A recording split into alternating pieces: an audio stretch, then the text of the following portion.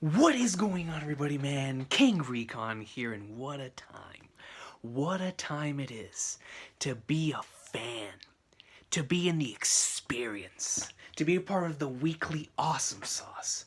That is the best selling manga in history, man.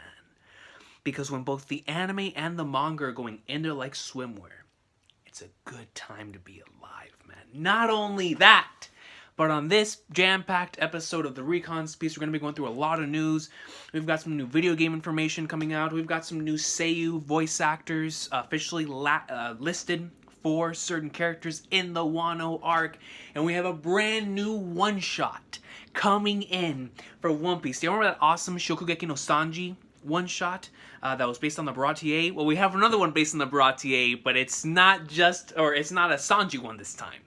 And it's made by somebody that we're pretty familiar with, man. At least I'm very familiar with, and I'm pretty sure y'all are too, considering the recent anime that has been popping, man. But we'll get into that when we get into it. But I really want to start out this podcast going through and talking about how amazing and how great it's been these past couple days coming off of that episode, man. You know, and the chapter, because they were both really good.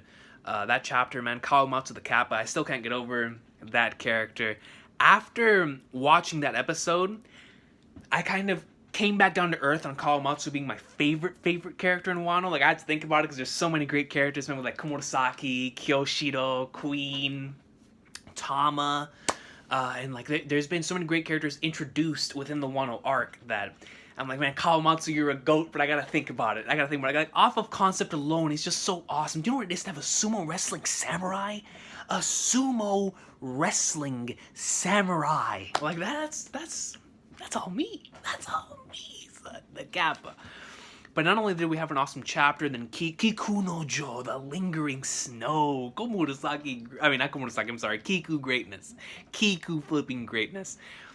With great stuff on Kiku's end, the visored mask. Somebody in the comment section alluded to the fact that Kiku looks like a visored whenever she puts on the mask, and like, that's so dope to me, man. But Kiku greatness, and then we have, of course, that amazing last panel with like Raizo and we had Kiku, you had Luffy, Hyo. It was nasty, man. Kawamatsu.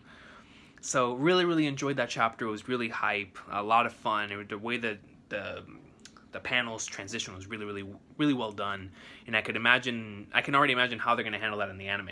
Well, and I can't even say that anymore because with the way they're doing things with the anime, they could do whatever they want and add as much filler as they possibly can. I'll take more filler. If we get more filler, like we did this past episode with Zoro, oh, it's over. It's over. Wano's GOAT arc immediately.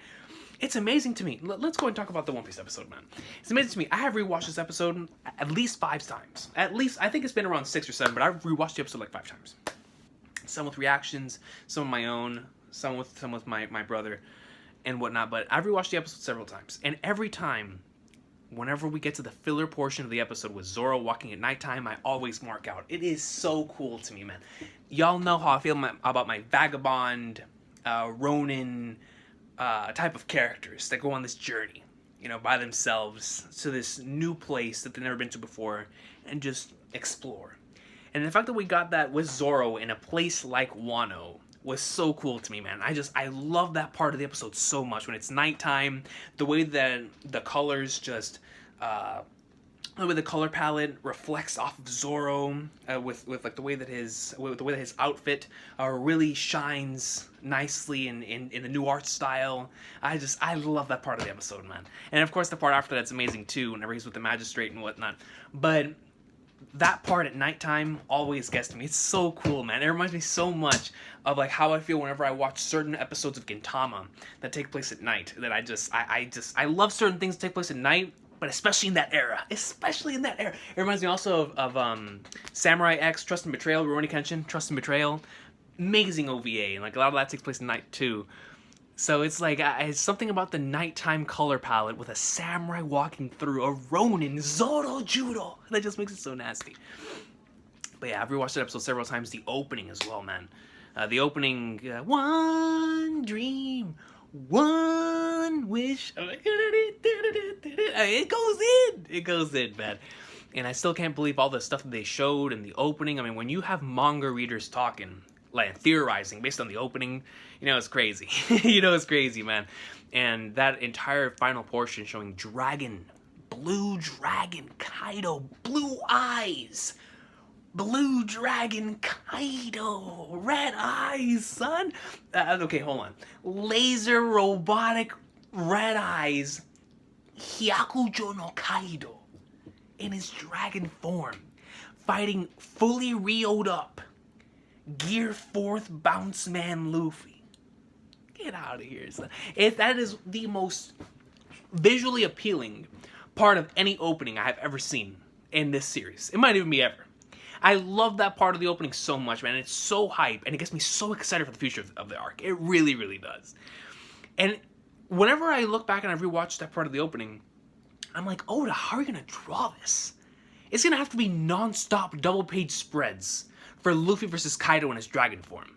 Seriously. I mean, it's going to be just like Marineford, where it's going to be double-page spread after double-page spread after double-page spread after double-page spread.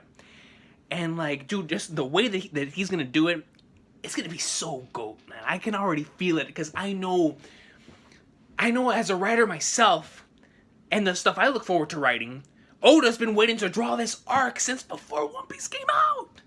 He's probably been wanting to draw this arc since he came up with the concept for the series.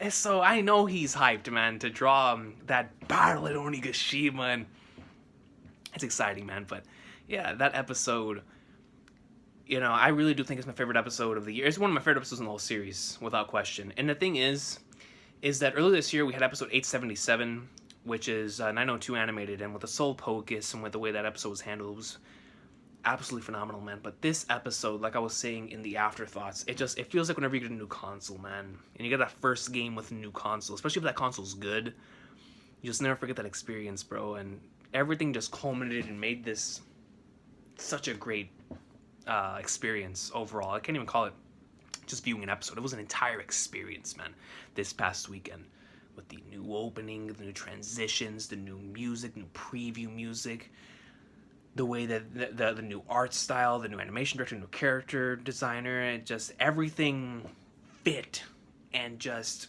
really created something fresh for us, man. And like I'm already a Wano tard. Like I've gone on record many times saying that this arc continues in the way that it's going. It's my favorite arc in the series without question. But God, man, after watching the episode, I really realized how much I'm gonna enjoy this arc. And just seeing the preview off of next week and how excited I am for filler, dude. This first episode really had me just as hyped for the filler that they're gonna do than the actual canon content. Like I was thinking about certain fillers that they could do. Like, of course, the obvious one, Sanji versus Page One.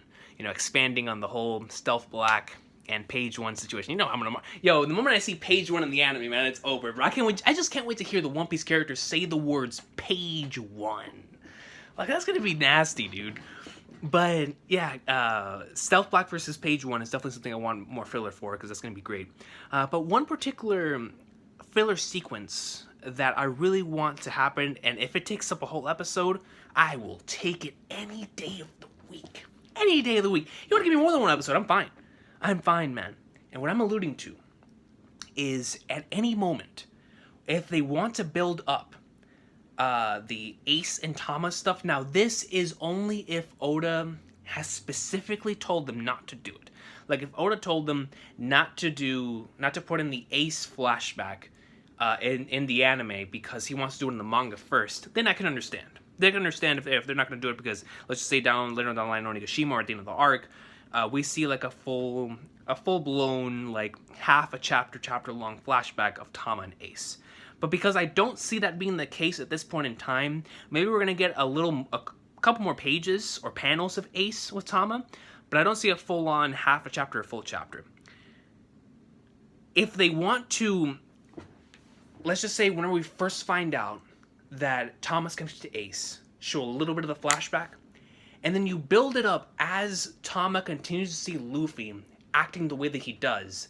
She flashbacks more to Ace, and then whenever we actually get to chapter 918, whenever she says, "Oh, you were just like Ace," if they want to show us a flashback anytime in between that point in time where Tama is thinking back to Ace, and we get like an entire half an episode or a full episode on Ace's crew back in the day chilling with Tama, I will take that, man. 100%. I will take it any day of the week to see my boy Ace, yo, Goldie Ace with Tama. I will take that filler any day of the week. Give me a whole month of that. I will take a whole month of Ace in his prime, chilling on Wano, doc. But the thing is, the reason why it'll be tough is because Oda probably doesn't want to reveal too much about what happened back then, you know, with Wano. But at the same time, if they decide to at least give us like half an episode, whenever they animate that part of the flashback where it shows Ace and Tama, if they give us like half an episode dedicated to that, I will not complain in the slightest. I will be the happiest person on the planet. Tama and Ace greatness. I hope we get it because, like I said, I can already see it. Giving us a couple more panels than they did in the manga of showing like how similar Luffy is to Ace, and then when Tama actually sees the Red Hawk, it like clicks in her mind like, that's why they're so similar. They're just like Ace, and you flash back to like the past, and she sees Ace using his actual ability on something. Dude, I can already see it now, and I would love it so much. So I hope we do get a filler on Ace and Tama. That would be flipping awesome sauce. But that for sure, like I said, the page 1 and Sanji battle. And there's just so many things they could do. I mean, next week they're already expanding even more on Zoro taking on all these fodder soldiers. So that by itself is already really exciting because that's showing me that they're taking the initiative here to give us a quality viewing experience that does not rely on excessive like flashbacks they're probably going to still extend certain things, but instead of just taking all of their time stretching out the episode, expanding and stretching out certain scenes, this time they're actually going to pace it very nicely. I can see them, at the very least, we're going to see the intention. I think we're going to see the intention of them attempting to pace out an episode way better, utilizing the techniques that we saw here with chapter 909 and the end of 910. Excuse me. So I'm looking forward to seeing how they're going to handle 911, chapter 911, with the next episode. But I can tell you right now, man, I am looking forward to the anime episode just as much as I'm looking forward to the next chapter, if not a little bit more. I'm not gonna lie, because even though I really can't wait for the next chapter, I am super stoked for this next episode, man. Especially after that preview, I can't wait. I cannot wait, man. So yeah, I really need to I had to get that off my chest because it's been inside for a couple days, and it's been so great. Shout out to Komurasaki, man. I cannot wait for that Komurasaki and Zoro episode. I really can't. When we get those two in that episode together, it's going to be fantastic, man. It's going to be goat stuff. But let's go ahead and get right into the news, yo. Oh, but before I get into the news, if anybody wants to put down below how high does the new opening rank for you? Because I was thinking about doing another list one of these days for like favorite openings, because I really like the new opening, man. But I've been thinking about where it is that I would place it, and every time I think about where I would place it, I want to put it in top 5, bro. I do. It's just I like it a lot, man. Over the top. I really do enjoy it. So we'll think about it. But if you already have your list down below, I would love to read them. I would love to read where you have the new opening down in the comment section down below, man. But without further ado, man, let's get right into this news. We have a lot of news this week, and it's really exciting. Now, this first bit of news is what I was alluding to earlier. Ladies and gentlemen, we are getting a brand spanking new spin-off by Boichi himself. Now, if you don't know who Boichi is the individual that drew, that's currently drawing Dr. Stone, doing the art for that, and did the art for Wallman and Sunken Rock. Now, I read Wallman and Sunken Rock, and Wallman in particular really impressed me with its perspective shots, and then Sunken Rock really impressed me in the way that the choreography of the fighting. So, I am really excited for the fact that Boichi is doing his own spin-off called apparently Stranded at Sea, based on chapter 51 of the One Piece manga, aka Zoro and Mihawk. Now, do you know how exciting that is to have the original Zoro and Mihawk scene being done by Boichi?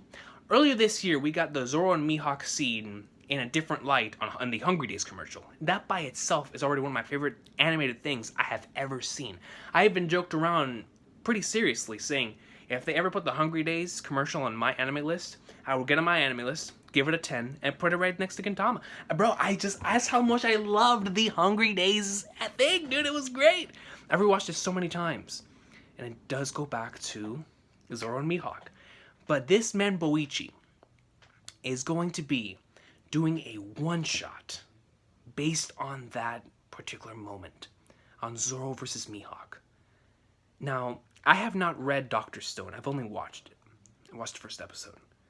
But what I can tell you, if this man utilizes similar techniques to what he did back in Sunken Rock and Wallman, we can expect some incredible perspective shots and some great combat sequences in that particular chapter. I can't wait for this chapter to drop. Apparently it's going to be in the next issue, so not this week's issue, but in the following issue. Or I think that's right. I think it's either going to be this week or next week where we're going to get that one-shot. When that comes out, I'm going to react to it in the same way that with Shokugeki no Sanji. I am going to be here 110% because I love that Shokugeki no Sanji one-shot.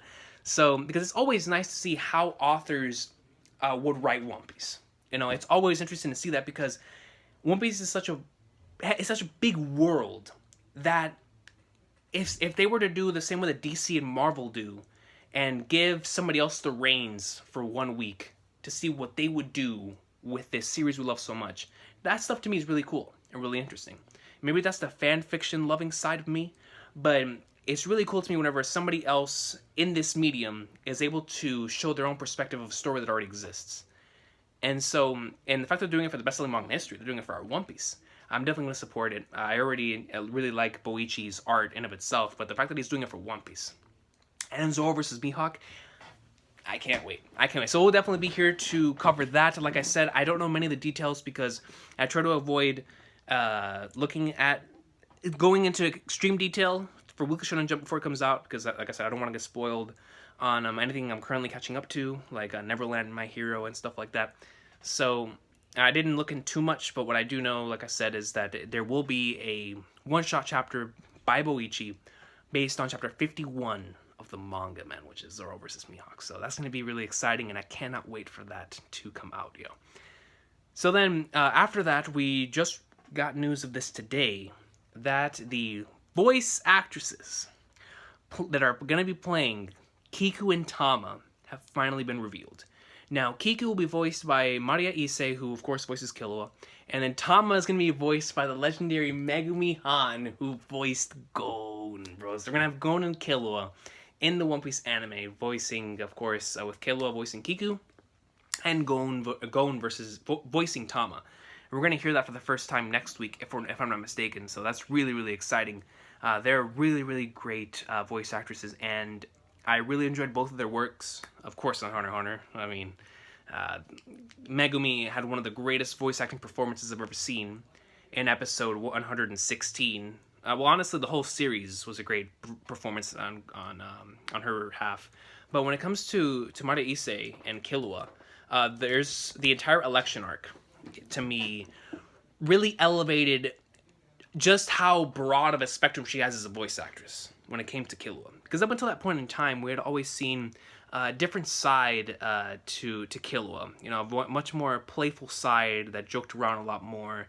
But we saw the side we saw mainly in the election arc through bits and pieces. We saw it in the Greed Island arc. We saw it in the Chimera Ant arc. Like this emotional side to Killua. But the entire arc in the election arc being dedicated to that really showed me just how talented of a voice actor and how skilled of a voice actress Maria Issei is. So I'm looking forward to seeing how she handles Kiku as well. And it's going to be exciting to have Kiku being a part of the squad. Those early chapters are so much fun, man. So I cannot wait to see how they're going to handle that in the anime. But now, of course, like I said, it's already confirmed that they're going to have those two characters voicing. Once again, Killua voicing Kiku and Megumi Han Gon voicing Tama. So that's going to be really, really exciting. So more Wano hype, man. I'm telling you, the Wano hype is up here. The Zoro hype is up here, man. I like, especially with the upcoming DLC content I'm about to talk about, and then of course the Zoro versus Mihawk one shot that's gonna be coming out soon, and then with the Wano greatness, It's Zoro season, baby. It's Zoro season. But anyways, speaking of Zoro, the following bit of news that we have here is that the new Zoro DLC will be coming out for World Seeker this Friday, July 12th, 2019. And then it is going to have a playable Zoro, of course. For the first time, Luffy's the only playable character up to this point in time. Now, I have not beaten World Seeker yet.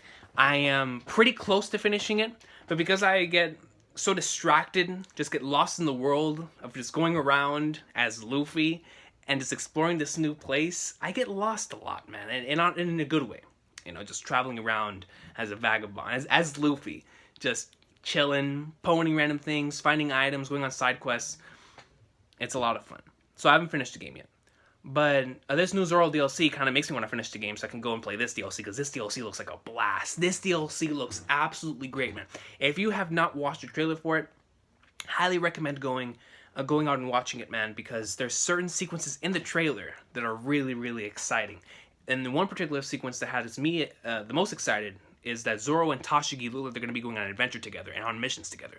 Zoro and Tashigi going on adventures and missions together? I'm sold already. So, of course, it's going to have brand new areas to explore in this new DLC, a new story that, of course, is going to lead into the main story, and then new side quests, outfits, and music. And when it comes to the music, they're going to have, I had the whole list right here. The music is going to include openings 1, 2, 3, 4, 5, 7, 9, 15, 16, 17, 19, ending 16, and the episode of Mary theme. Listen, that is a lot of new OSTs to put into the game. And the fact that they have all of them, that you're going to be able to listen to all of these within the game itself is amazing to me. And so, this Zoro DLC looks like it's going to be a day one buy for me, bro. It's going to be a day one buy. I just hope that I can finish the game by then, which I do not think is going to be the case. Honestly, no, I think there's like a 2% chance that is the case, because I'm going to be prioritizing other things, of course. But what I can say is that whenever I actually get to sit down and play the Zoro DLC, I am excited. Just based on the gameplay that I saw within that trailer, it looks great.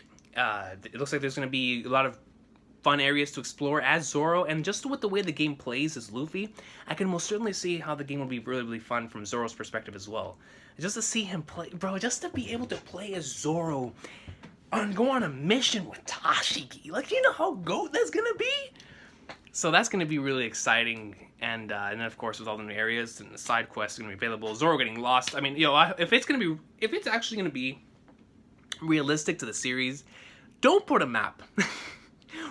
when you play as Zoro, let there be no radar whatsoever. No radar whatsoever, because then it would be factual. Because you'd be lost at all times, just like Zoro.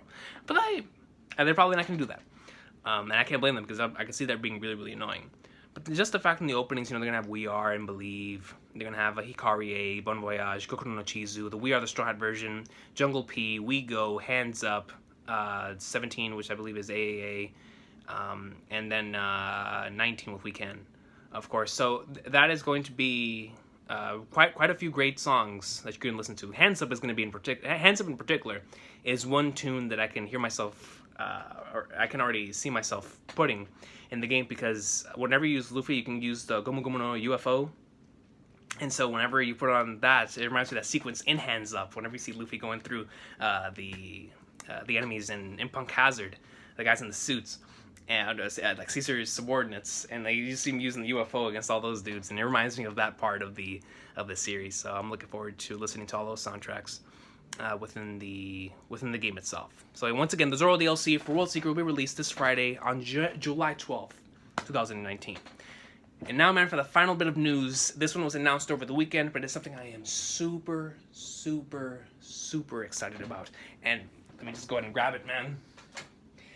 Now listen, I own this game on both the PS4 and the Switch for good reason. On the PS4, of course, because it was where it first came out, but I own this wonderful game on the Switch as well, and I own the original 2 on the PS3. I absolutely love this branch of games. They are, out of all of the Musou games, this is probably my favorite one. And it's just due to the variety of stuff, like how different each game is from each other.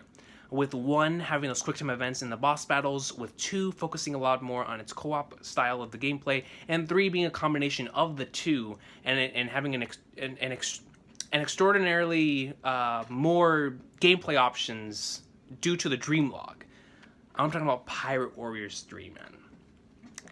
And they just announced over the weekend that Pirate Warriors 4 will be coming out for the Xbox One, PS4, Switch, and PC. Now, within this trailer of legend that dropped over the weekend, you see Gear 4th Luffy with flames all around them, rubble all over the place. It looks like there's a whole bunch of destruction. And then in front of Luffy, you have Big Mom. And it looks like a pissed Big Mom. It looks like Big Mom that's about to go into like swimwear type of Big Mom.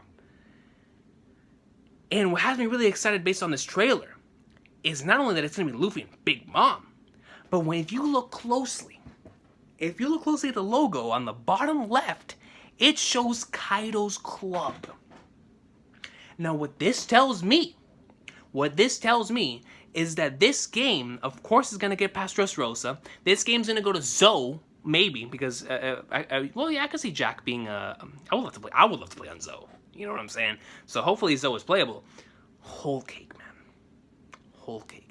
Now what I'm hoping that they do with Whole Cake, if they decide, because in previous Pirate Warriors games, for certain portions they would split it. Like City of Water, Enies Lobby, Jaya, Skypiea. You know, for the sagas, they would split them in half.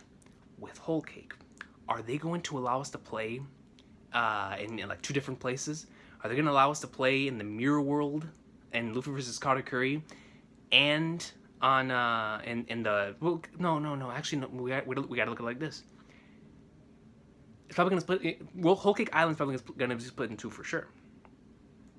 Because the first part would have to be whenever you first enter Whole Cake with the seducing woods, and Luffy fighting Sanji, of course, and then getting captured.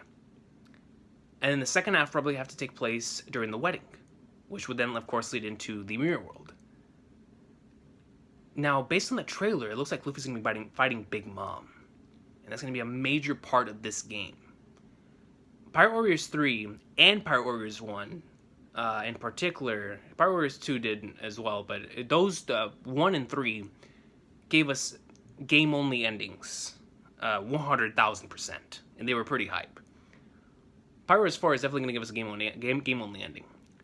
If I had not seen the club, Kaido's club, in the bottom left, I would have kept the Big Mom was going to be the final boss of that game. But because of the Wano hype right now, and because they decided to drop this gameplay trailer right before the Wano episode dropped, it makes me believe that the final level of the game is not going to be Whole Cake, it's going to be Wano. And just to be able to play, I mean, I was already excited enough to play in Whole Cake, but to be able to play in Wano with those outfits and explore the land of Wano and possibly fight Kaido? It's over. It's over. It is over. If this game gives a gameplay trailer in the future and we see game versions of Wano and Whole Cake, it's over. That's a day one buy. I mean, it was already a day one buy, but it's a factoid day one buy. And if they make DLC to where that's the only way you can play as Wano, with Wano outfits, I'll pay the DLC in an instant. You know how much I love these Wano outfits? I will pay that DLC. I don't give a flying flag knows how much it costs. That's Wano outfits, man. Well, they're looking so fresh, dog. You know how much I would use Zoro, Luffy, and Sanji in their Wano outfits? You know how much I would use Nami in her Whole Cake outfit from the second half of the arc? Well, even the first half, too. And then, like, Robin from Rosa. I mean, and Robin from Rosa was in Pirate Warriors 3. But, you know, and I hope they keep the thing from Pirate Warriors 3 in the Deluxe Edition, where you could play as, like, so many different outfits from, like, Strong World, Film Z, from pre-time skip, post-time skip, had outfits for all the different islands, being able to, like, Soga King and whatnot. So, I hope they keep that aspect of it, because skins and outfits are an important part of the experience. At least for me it is, because being able to play every single time throughout a different skin and using a different skin and putting that on is always really, really cool. But I do look forward to seeing how they're going to handle the gameplay element of it, because the three games that I just mentioned are pretty different from each other in terms of gameplay. They're the same, but when it comes to utilizing your special moves, they're pretty different. And the special moves, of course, is what drives the entire experience. And 3 really made it different, and not only made it different, but it made it more difficult to unlock your abilities, which in turn made it a much more valuable and satisfying experience whenever you actually unlocked certain techniques, because you had to put in more work in order to unlock certain abilities in Part Warriors 3 than you did in the first two, and stuff like that is really cool to me, you know. So in Part Warriors 4, I hope that they continue down the path that 3 did in terms of the gameplay and in terms of the roster.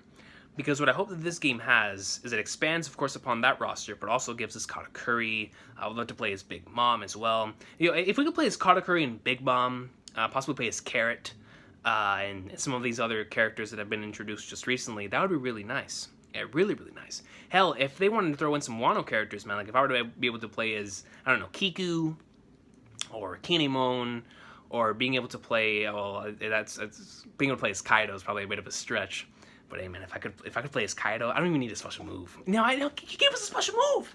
The club move, Divine Bagua, Thunder Bagua, 8 trigrams, 64 bombs. Kaido, you already have a special move. You already have a special move, man. But and then Germa 66, yo, like being able to play as Reiju and Ichiji and Niji. Greatness, man. I think that being able to play as all these characters from the Whole Cake Saga and then some characters from Wano would definitely make this that by itself would make me fly to go get this game day one, just because of how much I enjoy these characters and would love to play as them in the game. Like, can you imagine being able to max out and get all of Big Mom's abilities, Prometheus and Zeus? Like, yo, Napoleon Blade, just like, yeah! Dude, being able to play as Big Mom would be nasty, but I know that all of us would have Katakuri max level. They put Katakuri in that game, and they allow me the option to either put on or take off the jacket, and it's over. You let me, in the same way that previous Power Warriors games give you the chance to, let's just say, whenever you press the select button, it'll give you like the opportunity to put on Luffy's hat, or to put on Zoro's bandana, or to take it off, whatever. This game gives me the opportunity to take off this man Katakuri's jacket. In mid-battle, it is over. Katakuri's being maxed out probably first. Probably first, unless, like I said, they have the Wano outfits for the Straw Hats, because then they're getting maxed out first. No question. I don't care who is in the game. I don't care. I don't care if they decide to put like fake versions of like Shanks and Instant Messenger Sama and the Gorosei. If they give me the Straw Hat versions or the Wano versions of the Straw Hats, they're all getting maxed out individually, all getting maxed out, and then we'll work on Katakuri and Big Mom and Carrot, the Germa, and continue down the list. I almost always max out Blackbeard too whenever I get him in NL. NL in the Pirate Warriors games is OP, son. NL in the Pirate Warriors games is a combo goat, man. I mean, I'm talking about this dude is what's his face? Daigo from Street Fighter in his prime. In his prime. Like, yo, NL, you don't even have to know the combos. You just spam buttons, and NL's like, Mama Dragon, I mean, he's going in.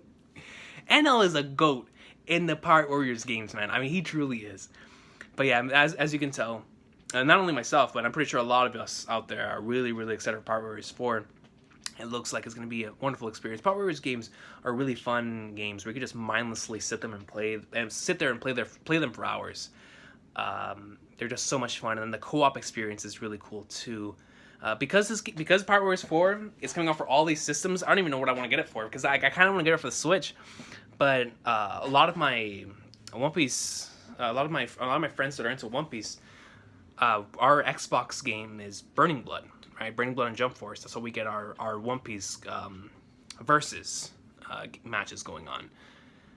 But since Pirate Warriors 4 is going to be coming out also for Xbox, I'm thinking about getting it for there just because it'll finally be that one Pirate Warriors game I could play with my Xbox friends. Because my PlayStation, up until now, I've only been able to play Pirate Warriors with my PlayStation friends, and then of course with it coming to the Switch.